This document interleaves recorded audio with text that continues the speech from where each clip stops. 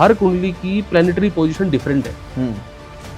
D1 में जो लिखा है उस पे आंख बंद करने का भरोसा नहीं कर सकते आप। D1 लगन कुंडली अगर आपका पेड़ है तो नवमांस उसका फ्रूट है। अब मई में राहु हुआ था तो राहु के ऊपर वीडियो थे, अब शनि है तो शनि के ऊपर वीडियो। बिना डिविजनल चार्ट्स के आप कोई भी चार्ट एनालिसिस नहीं कर सकते।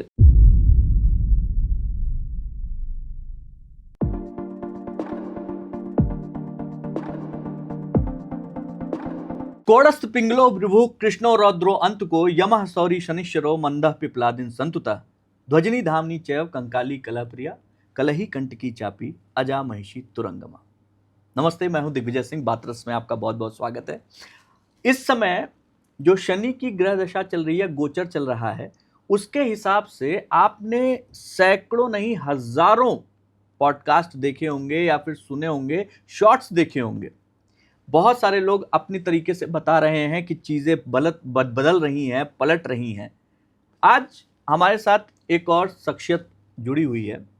आप उनको ज्योतिषविद कम रिसर्चर ज़्यादा कह सकते हैं, क्योंकि उन्होंने अब तक इस तरीके की 6 किताबें लिखी हैं और 7वीं किताब जो उनकी आ रही है वो शनि के ऊपर ही है। और इतना ही नहीं, जो 7वीं किताब है वो शनि पर ही है और इसके पहले की जो किताबें हैं वो इतनी सक्सेसफुल रही हैं क्योंकि वो खुद पीएचडी किए हुए हैं। किस पे? ज्योतिष में, वास्तु में। और ऐसी शख्सियत जो कई ऐसी भ्रांतियों को एक सिरे से खारिज करती है, जिसको दूसरे ज्योतिषविद बहुत अच्छा बता रहे हैं या अच्छा समझा रहे हैं। तो आज स्वागत कीजिए हमारे खास मेहमान डॉक्टर अशोक शर्मा जी का। अशोक जी, बहुत बहुत स्वागत है आपका। सबसे पहले तो आपका बहुत बहुत धन्यवाद कि आपकी वजह से, आपकी इन किताबों की वजह से लोगों को सही ज्ञान मिल रहा है, खास तौर पे वैदिक ज्ञान, खास तौर पे ज्योतिषविद का ज्ञान।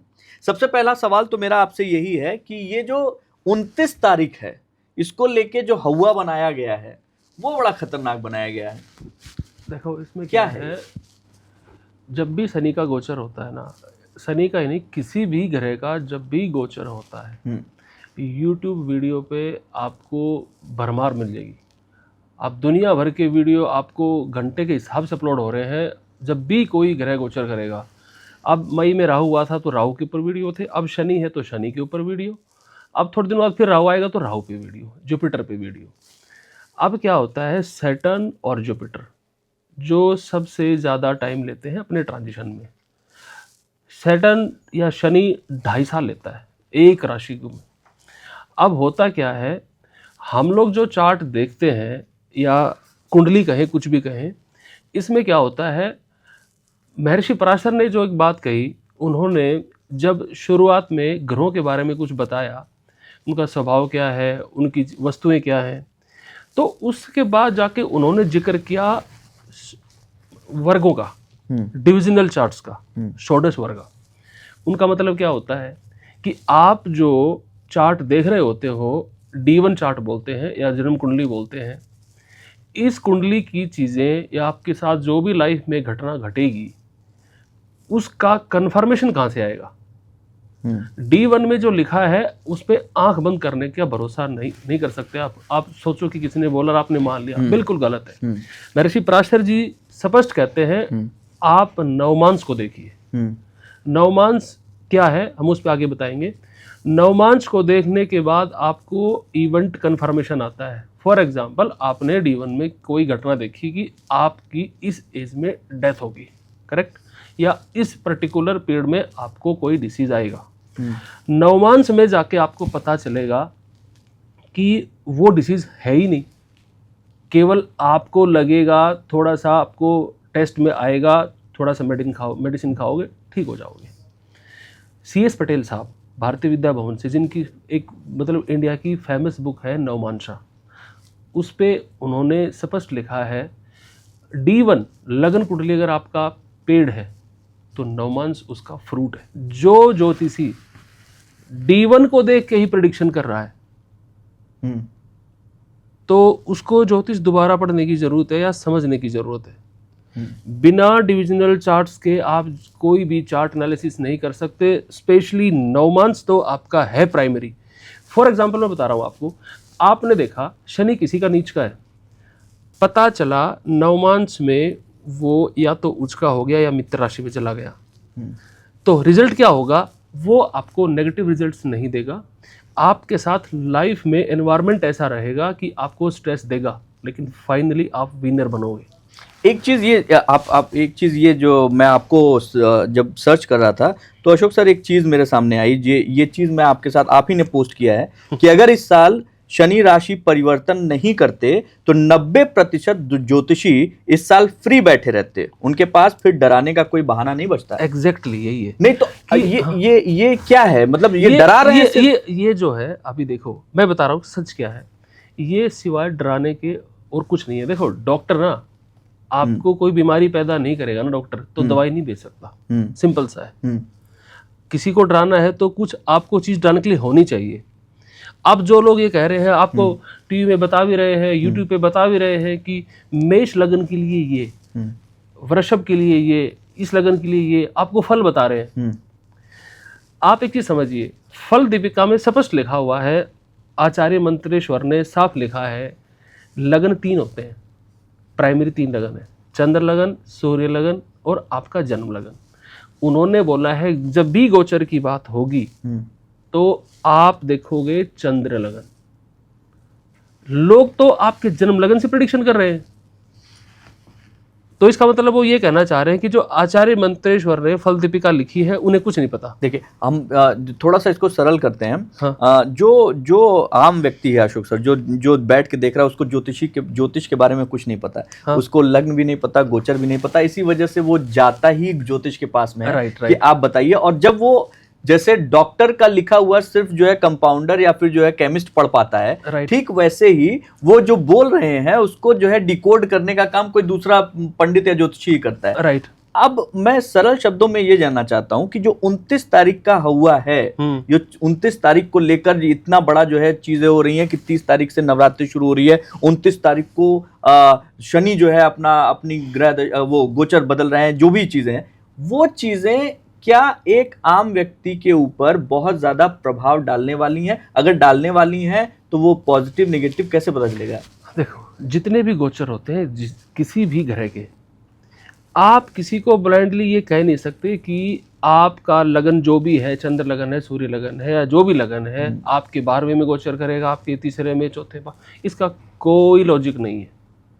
सिंपल सा क्या है, अभी सैटर्न जो शनि है 29 मार्च को अभी मीन राशि में आएगा, तो सभी के थोड़ी मीन राशि में आएगा। 12 लगन है तो सभी लोगों को 12 कैटेगरी में डिवाइड करेंगे, वो ये कहना चाह रहे हैं। ठीक है। तो पाइसिस में जब सैटर्न आता है तो उसके फल बता रहे हैं।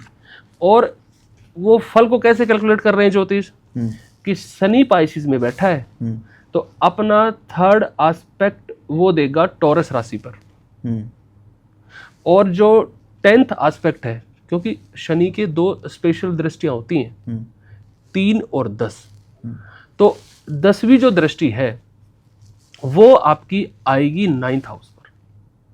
अब हो क्या रहा है, शनि की दृष्टियों के बारे में एस्ट्रोलॉजर क्या इंटरप्रेट करते हैं कि शनि तीसरा देख रहा है ना तो नेगेटिव करेगा, 10वां कर रहा है तो नेगेटिव करेगा। इवन आधे तो ये तक नहीं बताते कि ये एस्पेक्ट कैसे काम करते हैं, ये दृष्टियां काम कैसे करती हैं। आप एक चीज समझिए, पहली बात तो ये कि ये तरीका ही देखने का गलत है कि आपने सीधा देखा शनि आपके पाइसिस में आ गया, आपने प्रेडिक्शन कर दिया, आपने नवमांश नहीं देखा, एक्चुअल फल कैसे मिलेगा उसका। फॉर एग्जाम्पल किसी का अब पाइसिस में शनि आया, पाइसिस किसी भी इंसान का क्या होता है, मीन राशि, मीन राशि में शनि जहां पर भी आपके आएगा, मान लो आपकी कुंडली में 12 नंबर जहां पर भी लिखा है वहां पर शनि आएगा, तो 12 नंबर में जब शनि आएगा तो आपको सीधा प्रेडिक्शन नहीं देनी है, वो प्रेडिक्शन रॉन्ग होगी। और चेक करने का तरीका मैं बता रहा हूँ, जो लोग ये कह रहे हैं, जो हर बार वीडियो बनाते हैं गोचर के ऊपर, उनके पुराने वीडियो देख लो कितनी बातें सही हुई हैं, वो सही नहीं होती हैं। उसका चेक करने का तरीका ये है, हर कुंडली की प्लैनेटरी पोजीशन डिफरेंट है, तो जहां पर भी जिस भी इंसान के कुंडली में मीन राशि है, 12 नंबर जहां पर है वहां पर शनि आएगा, तो आप ये देखिए कि 12 नंबर जो राशि है उसका लॉर्ड बृहस्पति है, उसे हम कहते हैं हाउस लॉर्ड, या आप ये कह सकते हो, हिंदी में कह सकते हैं वेश। वेश का मतलब खर्च करने वाला हाउस, उसका स्वामी कौन है? तो जो लॉर्ड ऑफ 12th हाउस है या पाइसिस का लॉर्ड जुपिटर है, बृहस्पति उस इंसान की नवमांश कुंडली में जहां गया है वो उस हाउस से रिलेटेड रिजल्ट देगा। अब फॉर एग्जाम्पल आपके चौथे घर में मीन राशि आ गई, आपको ज्योतिष ये बता रहा होगा कि अब आपकी मानसिक शांति भंग हो जाएगी, आपकी मदर बीमार हो जाएगी, आपकी प्रॉपर्टी के डिस्प्यूट हो जाएंगे, आप घर से दूर जा सकते हो, आप आइसोलेशन में जा सकते हो, आप डिप्रेशन में जा सकते हो। ऐसा नहीं होगा। नवमांश में यही बृहस्पति अगर एग्जॉल्टेड पोजीशन में है और शनि किसी दूसरी राशि में है, तो जो जिन लोगों को कुंडली दिखाने के लिए जाना है, या मतलब कोई दिखाते हैं या बताते हैं, एग्जैक्टली तो उनको जाके वहां पे एस्ट्रोलॉजर से क्या पूछना चाहिए, क्या बताना चाहिए, क्या जो है उनसे? आपको पहली तो चीज ये है कि आपको कोई भी वीडियो देख के आपको बिल्कुल भी उसको काटा मार दो। हाँ, राय नहीं बनानी है, कोई राय नहीं बनानी है, बिल्कुल कोई राय नहीं बनानी। उसको आप ये मानो कि आपने सुना ही नहीं था वीडियो। ठीक है। वो जो बता रहे हैं वो कुछ भी नहीं होने वाला है। ठीक है। आपको अपने चार्ट में जानना है तो आप ज्योतिष के पास जाइए और उसे बताइए कि मेरे चार्ट में शनि की क्या पोजीशन है। अब फॉर एग्जांपल आप गए, जो किसी भी ज्योतिष के पास गए, शनि का गोचर तो बता दिया, आपको शनि की महादशा चल रही कि नहीं चल रही अभी, हो सकता है आपको बुध की चल रही हो, लेकिन हमको तो कुछ पता ही नहीं। आपको तो पता ही नहीं है, ज्योतिष ही बताएगा ना। आपको तो दशा किसकी चल रही है।